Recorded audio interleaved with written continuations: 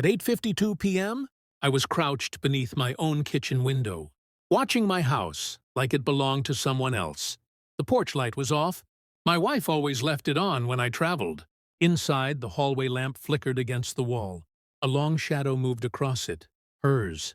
I should have been on a flight to Chicago. That's what I told her. What she kissed me goodbye for. Instead, I parked 2 streets away and walked. Back through the dark, like a thief returning to the scene of a crime.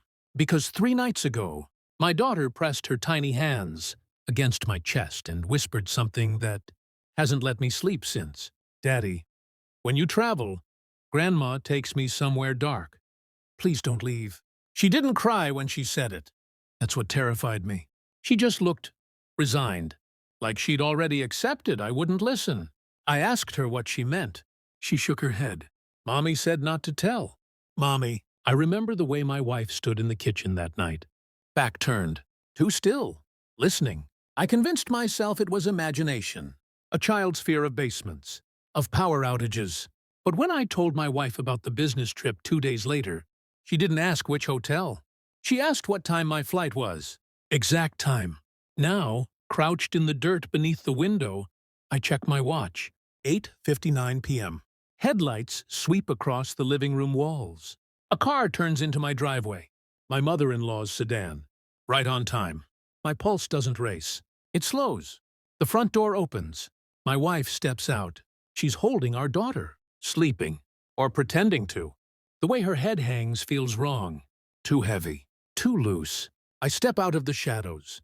My wife sees me, and for a split second, her face empties of blood. She drops our daughter. Not hard, but enough. And I see it. Inside the back seat. Not a child's car seat. Not blankets. A camera. Mounted. Pointed toward where my daughter would sit. The trunk is slightly open. And inside, ropes. Soft restraints. My mother-in-law freezes behind the wheel. No one speaks. The world narrows to the sound of my own breathing. Slow. Measured. Controlled. 3 nights ago, my daughter begged me not to leave. Tonight, I understand why. But this didn't start tonight. It started months ago. And I've been watching, quietly, carefully, waiting, because monsters don't always hide in the dark. Sometimes they marry you. I didn't shout, didn't lunge, didn't ask questions I already knew the answers to. I simply bent down, lifted my daughter into my arms, and felt her breathing. Steady. Drugged. My wife whispered my name like it was a warning, not an apology. Behind her, the camera's red recording light blinked once. Still on. That was their mistake.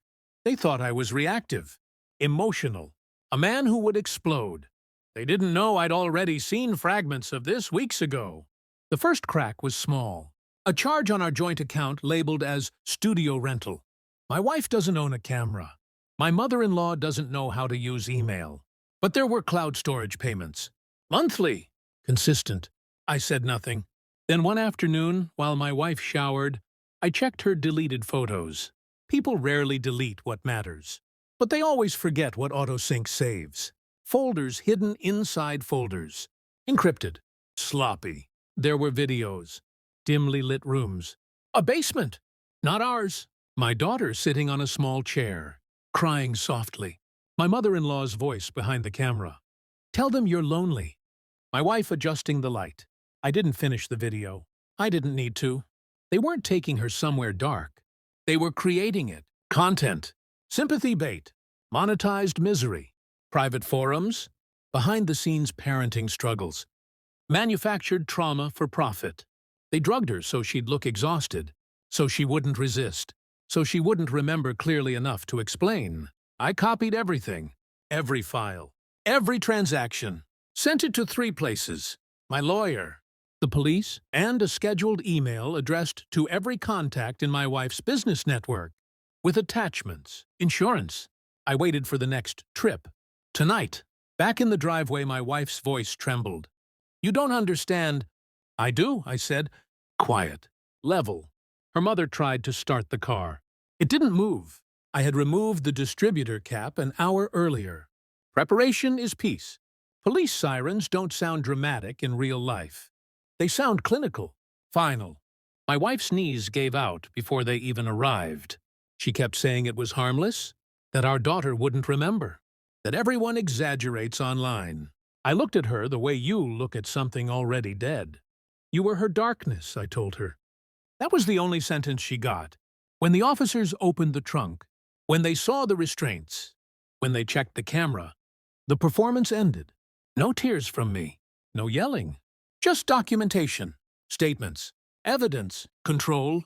Weeks later, the house feels larger, quieter. My daughter sleeps without whispering now. She doesn't ask me not to travel. Because I don't. I moved my office home. I learned the sound of her breathing at night. And I changed every lock. Sometimes people ask how I missed it. I didn't. I sensed it. I just waited until sensing became knowing. Betrayal isn't loud. It's methodical. So was I. The last time I saw my wife, she looked smaller behind the glass in that visitation room. She searched my face for anger, for grief, for something she could use. I gave her nothing. Because revenge isn't destruction. It's exposure. And the worst thing you can do to someone who lives in manufactured darkness is turn on the light. I didn't lose my family. I removed the infection. And I've never slept better.